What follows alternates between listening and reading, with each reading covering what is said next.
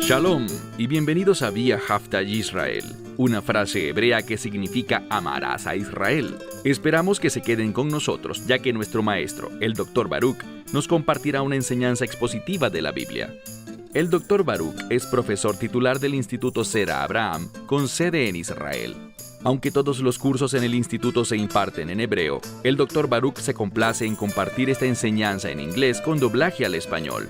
Para más información, visítenos en amarasaisrael.org o descargue nuestra aplicación móvil Mi Estudio Bíblico.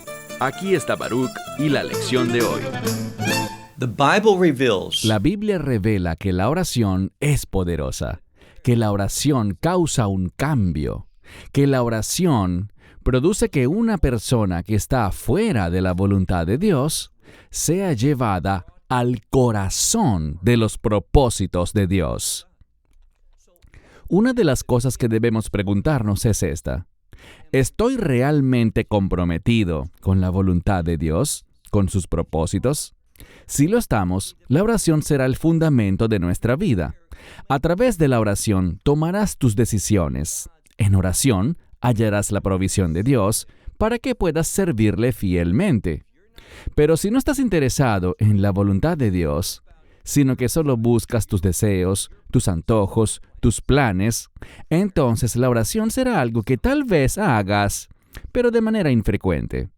Toma tu Biblia y ve conmigo al libro de los Salmos, en el Salmo 61. Libro de los Salmos en el Salmo 61. De nuevo, en este salmo encontramos que David es el autor.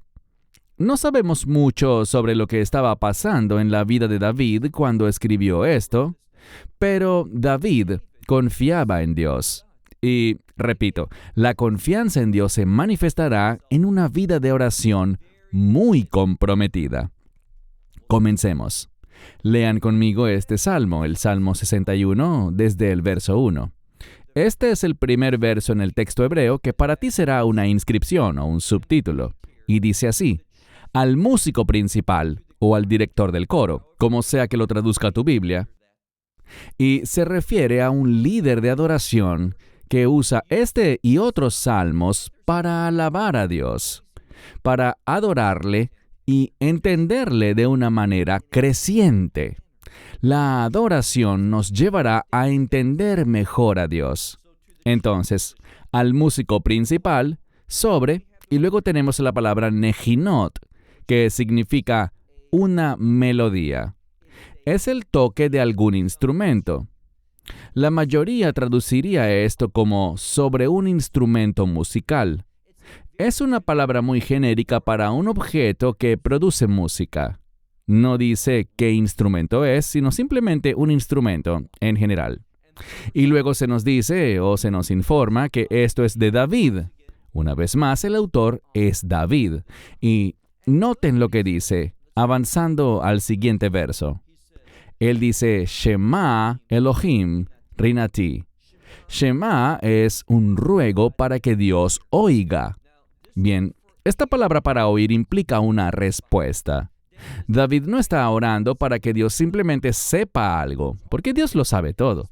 Él está orando para que Él escuche y responda. Y además, esta palabra implica oír y dar una respuesta a la luz del carácter, la bondad, la compasión y la santidad de Dios y de sus propósitos. Así que David dice, oye, oh Dios, mi clamor. Esta es una palabra que habla de llamar la atención. David quiere que Dios se enfoque en su situación. Y la oración hace justo eso. A través de la oración, Dios, quien es todopoderoso, omnisciente, lleno de sabiduría, por la oración, Dios nos prestará una mayor atención, porque esa es una ley espiritual. La oración introduce a Dios en nuestras circunstancias. Por eso la oración es tan importante. Luego dice simplemente, escucha, y esta es una palabra general para escuchar. Dice, escucha mi oración. Implica escuchar mi petición. La pregunta que cada uno de nosotros debe responder cuando ora es, ¿Estoy orando de una manera eficaz? ¿Estoy comprometido con el plan de Dios? Quiero que Dios obre en mi vida, de modo que su carácter se manifieste a través de mí y sus propósitos se cumplan a través de mí. Ese es el fundamento de una oración que será respondida por Dios, una oración que marcará la diferencia, una oración que recibirá poder y provisión dentro de la persona que está orando. Noten el siguiente verso 3 en el texto hebreo que dice, desde el cabo de la tierra. Lo que eso significa es que David está diciendo, no importa mi posición. Podríamos entenderlo como, no importan mis circunstancias. Sea lo que sea que esté pasando en mi vida, David dice, a ti clamaré. Y esta es una palabra de llamar, proclamar. No de llorar, sino de clamar. Una vez más, a Dios para que Dios responda. Lo que vemos es algo lleno de sabiduría. David quiere la actividad de Dios, la presencia de Dios en su vida. Muchas veces hacemos cosas en las que, si somos honestos, no queremos a Dios a nuestro alrededor ni estando cerca, porque nos avergonzaríamos. Por lo tanto, David no está haciendo eso. David está diciendo, Dios, te quiero en el centro de mi existencia. Lo que pienso, lo que digo, lo que hago, todo lo traigo ante ti, mi Dios. Una vez más, desde el cabo de la tierra a ti clamaré. Y luego tenemos algo que nos da una pista, por lo que dice aquí, sobre el corazón de David. Él dice, cuando mi corazón, y creo que muchas Biblias dirán, desmayare. Es una palabra de sufrimiento, una palabra de dolor o tristeza, algo que no es agradable, algo que no está bien. David dice, cuando mi corazón no esté bien, y tenemos una expresión muy interesante en hebreo, la frase leiv nachon. Usualmente en la Escritura se traduce como un corazón que ha sido establecido. Podemos pensar en ello como un corazón que ha sido restaurado, hecho apropiado por Dios. Pero literalmente la frase leiv nachon puede significar un corazón correcto. Y eso es lo que David está diciendo. Su corazón, en su condición actual, es incorrecto. Él necesita que Dios haga algo para cambiar su corazón. Es decir, David quiere ver las cosas de una manera diferente. Hay dos posibilidades. Una es que David esté pidiendo a Dios que cambie cosas en su vida, o que Dios lo ayude a ver las cosas de manera diferente. Es decir, puedes estar en una situación que consideras mala, que ves que te obstaculiza, algo que está en tu contra. Pero al final, Dios está usando todo eso, tal como vemos que José le dice a sus hermanos al final del libro de Génesis. Lo que ustedes tramaron para el mal, Dios lo cambió. Dios lo usó, lo destinó para el bien. Tenemos que ver el punto de vista de Dios, su perspectiva. David dice aquí, cuando mi corazón desmayare, dice, a la roca, no a cualquier roca, sino que esta palabra tsur es una palabra que se refiere no solo a un fundamento, sino a el fundamento en la vida de una persona. Esta misma frase se usa con respecto a la roca de mi salvación, que es una expresión que se relaciona con el Mesías, Yeshua. Así que él dice aquí, a la roca, guíame. Lo que literalmente significa a esa roca que es exaltada, a esa que es más grande que yo, más alta que yo. Él dice, guíame. Lo que está diciendo es lo siguiente. En estos momentos difíciles, cuando me siento abrumado por las cosas, quiero tu provisión de seguridad. Así que hay una roca, esta roca es más alta que yo. Guíame allí. Este es un modismo para decir, Dios, protégeme. Dios, posicióname fuera de peligro. Y vemos esto de nuevo si seguimos leyendo. Miren el verso 4 en el texto hebreo, 3 en español, que dice, porque tú has sido, y la palabra es mahsei li, un escondedero, un refugio. Es interesante porque esta palabra significa justo eso, un lugar de seguridad, un refugio. Pero esta palabra también, en su forma verbal, y veremos esto más adelante, implica un grado de confianza. Es un lugar confiable. Llegas allí y te sientes seguro de que estás a salvo. Y la implicación es esta. Dios, necesito llegar a esa roca, eso significa al Mesías, y es solo cuando estoy en el Mesías.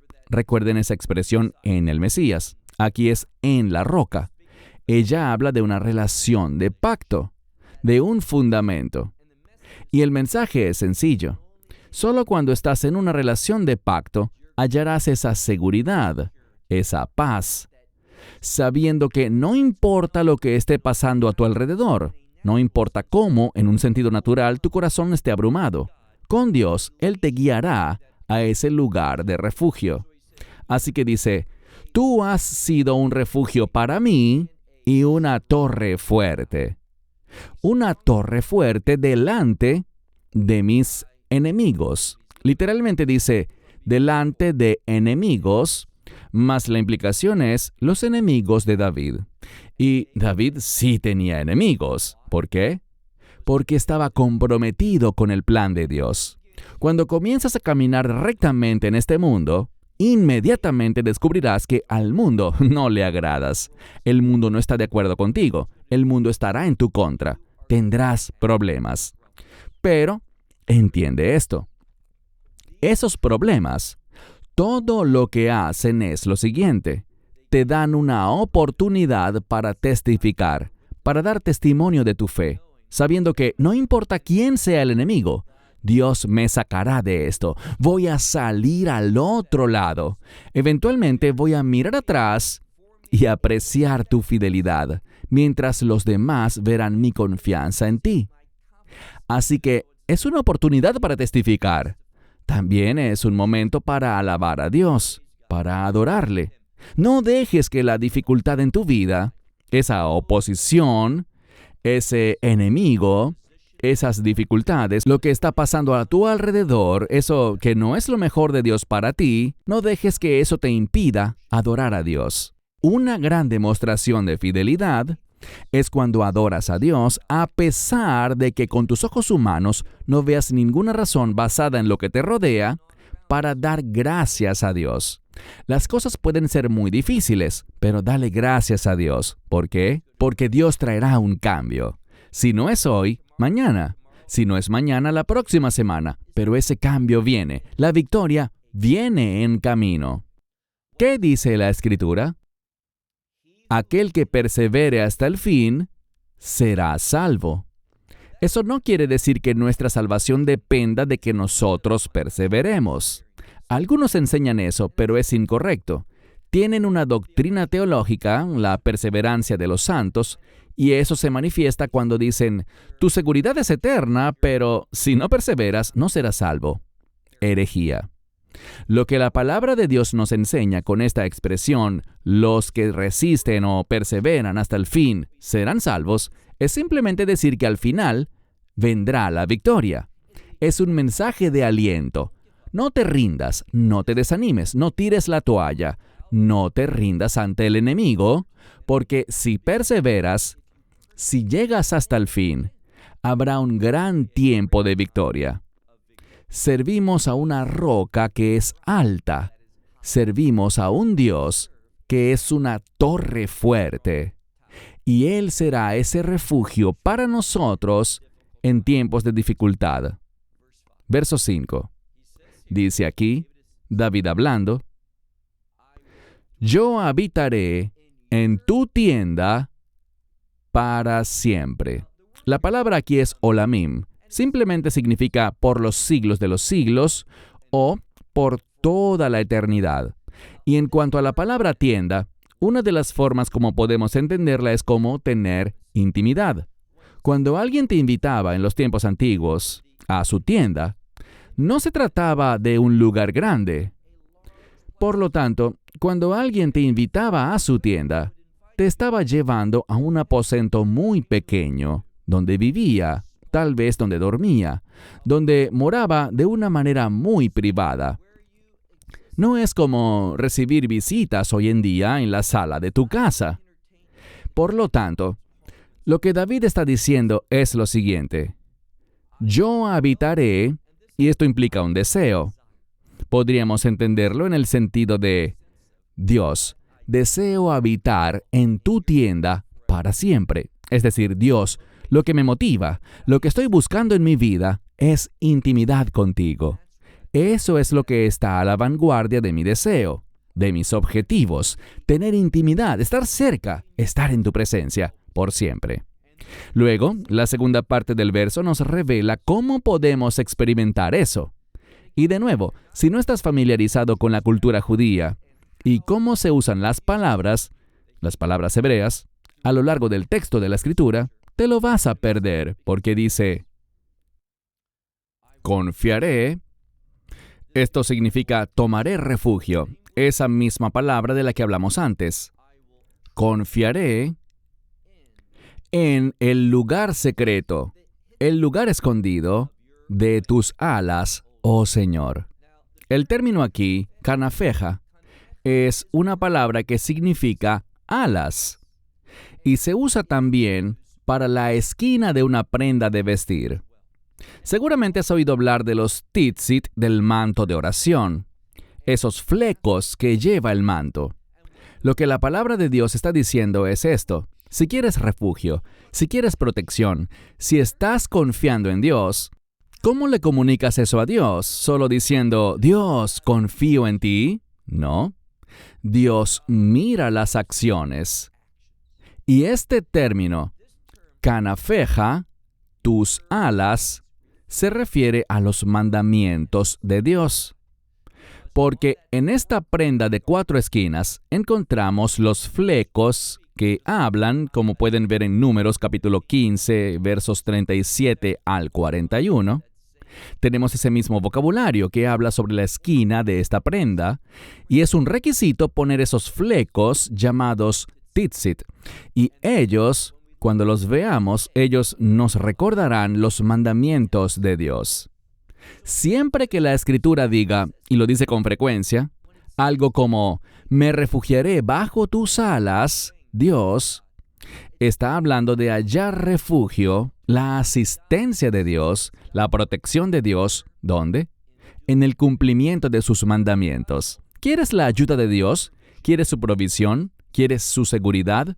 Entonces camina en la obediencia de su palabra. Hay algo que me resulta muy problemático. Si hoy en día le dices a un grupo de creyentes, vivan en obediencia a la palabra de Dios, no hay problema. Pero si les dices, vivan en obediencia a sus mandamientos, te gritarán, legalista. Es ridículo. Su palabra y sus mandamientos hablan de la misma cosa. Es cuando nos sometemos a las instrucciones de Dios. Y, de nuevo, si les dices, sométanse a las instrucciones de Dios, no habrá problema. Pero sométanse a los mandamientos de Dios, te dirán legalista. No. Los mandamientos de Dios son buenos. Los mandamientos de Dios nos llevan a la intimidad con Él. Como les he dicho muchas veces, la palabra para mandamiento en la Escritura, mitzvah, se deriva de una palabra que habla sobre compañerismo, unidad. Por ejemplo, si hablamos de un sebet es un grupo de personas que trabajan juntas. Usamos ese término para hablar de un personal, como en un negocio. Aquí está nuestro staff, nuestro personal, nuestro equipo de empleados. Todos trabajan juntos, importante término, juntos. Trabajan en unidad. Cada uno tiene su cargo y sus funciones, pero es solo cuando todos trabajan juntos y unidos que el producto, el resultado, será bueno. Así que si queremos un buen resultado, debemos estar unidos con Dios.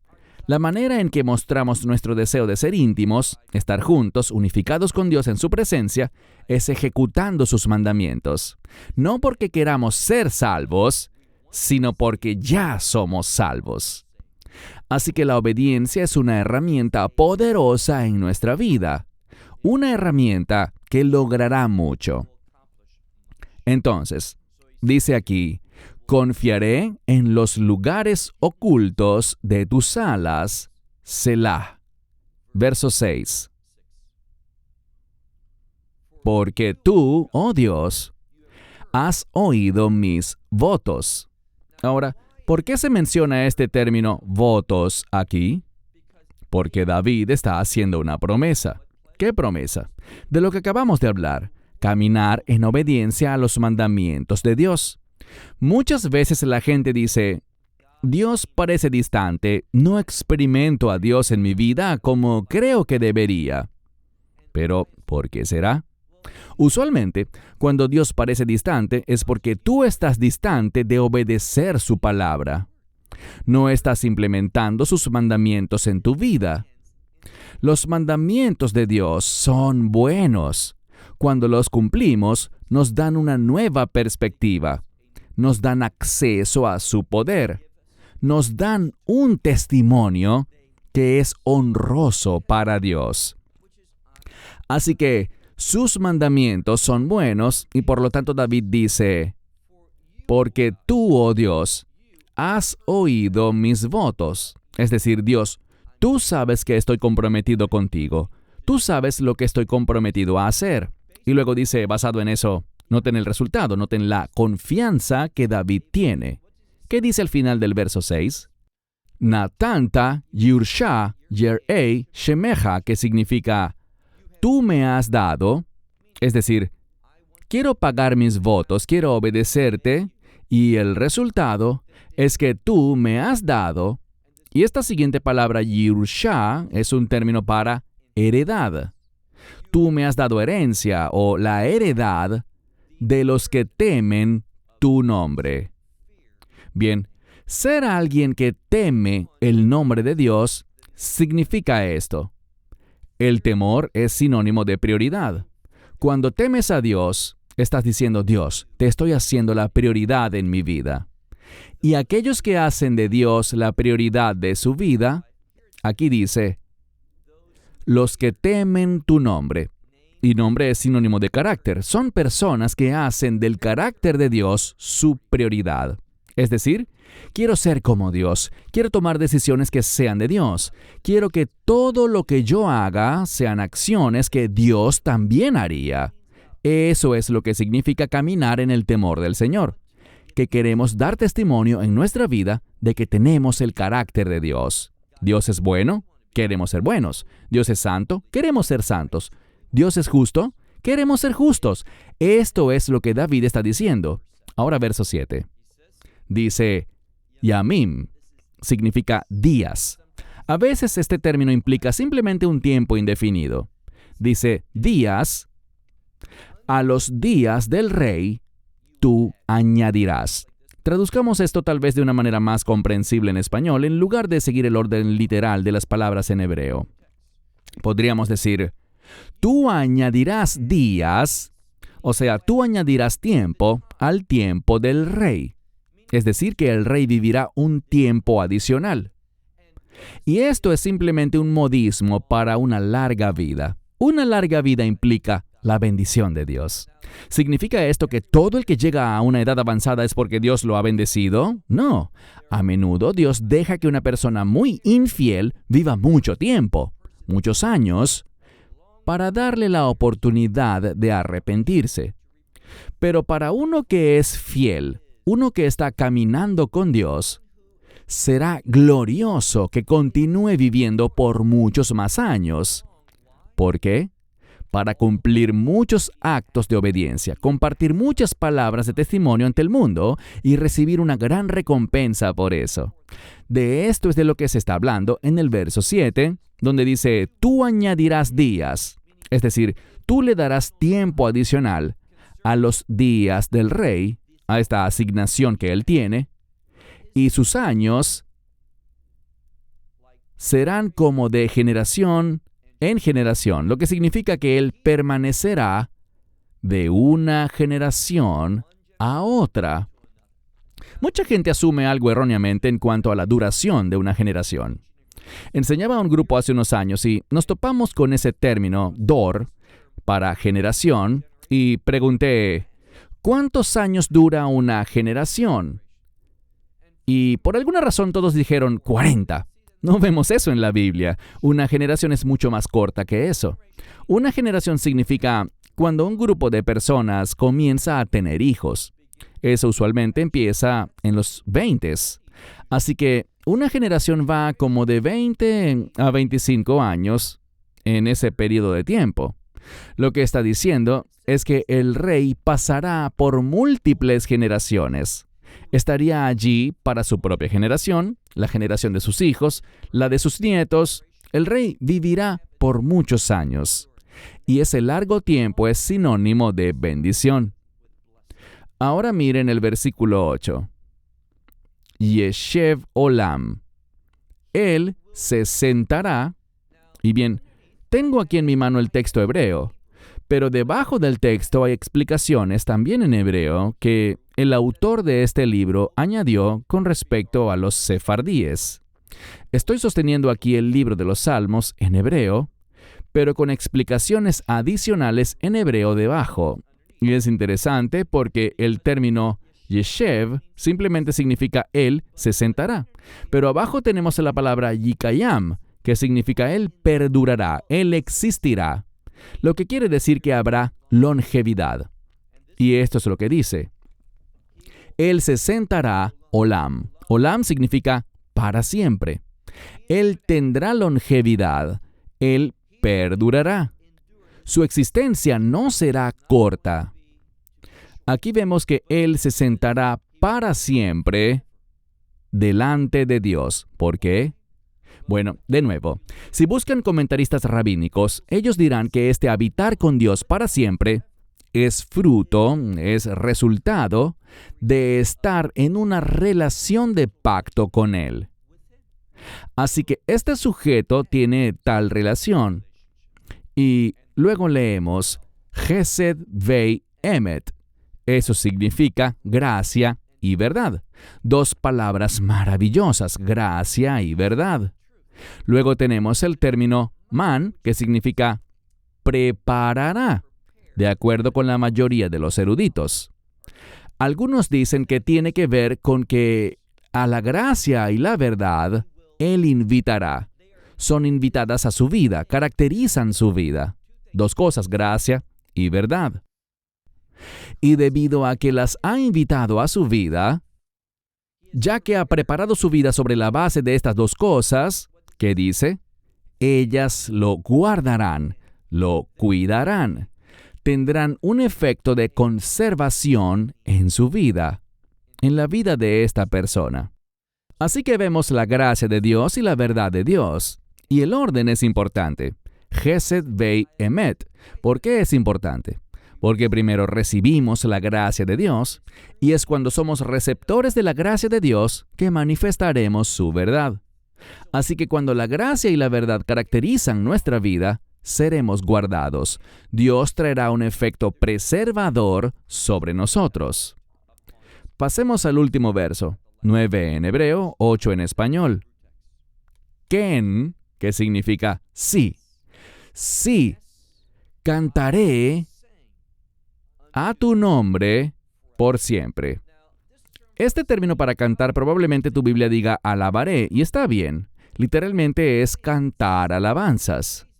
Así que dice, así alabaré tu nombre para siempre. O sea, sí, esto es lo que me interesa, alabar a Dios. Y luego dice, pues pagaré mis votos cada día, yom yom, lo que significa, alabo a Dios, ¿por qué? Por el hecho de que cada día pago mis votos.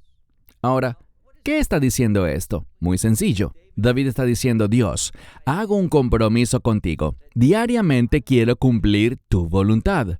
Quiero caminar en obediencia a tus propósitos. Este es mi deseo. A esto es a lo que me estoy comprometiendo. Y David está alabando a Dios porque día tras día Esta expresión yom yom significa diariamente, porque cada día Él será capaz de cumplir esto.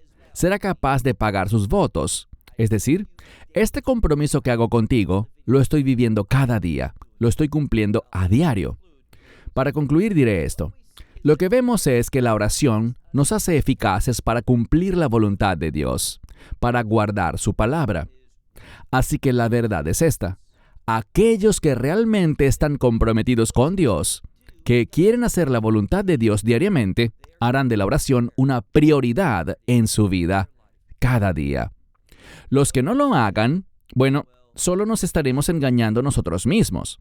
Si para nosotros la oración es simplemente lo último en nuestra mente, algo que hacemos ocasionalmente o que hacemos ritualmente, por ejemplo, cada noche antes de dormir, hago una oración de 1 minuto o 2, y esa es la suma total de mi vida de oración. Si eso define tu vida de oración, no estarás caminando verdaderamente con el compromiso de servir a Dios. Ahora, tal vez esto sea una lección para ti, tal vez esto te confronte, pero no dejes que se quede en simplemente eso, una exhortación y nada más. Haz un cambio, comprométete a orar. No llegarás al reino de Dios y dirás, ¿sabes qué? Oré demasiado. ¿No se apartaba el propio Yeshua varias veces en la Escritura para estar solo y orar toda la noche? Si Él lo hizo así, ¿cuánto más deberíamos hacerlo nosotros? Bueno, cierro con esto hasta la próxima vez. Shalom desde Israel. Shalom from Israel. Esperamos que te hayas edificado con el mensaje de hoy y lo compartas con otros. Te invitamos a seguir nuestros estudios cada semana por este canal y por el portal de YouTube de Amarás a Israel. También puedes descargar nuestra aplicación móvil gratuita, Mi Estudio Bíblico. Finalmente, para obtener más información sobre nosotros, visita nuestra web amarasaisrael.org, donde encontrarás otras conferencias de Baruch en audio, video y texto. Hasta el próximo programa. Que el Señor te bendiga en Yeshua HaMashiach, Jesús el Mesías, mientras caminas con Él. Shalom desde Israel.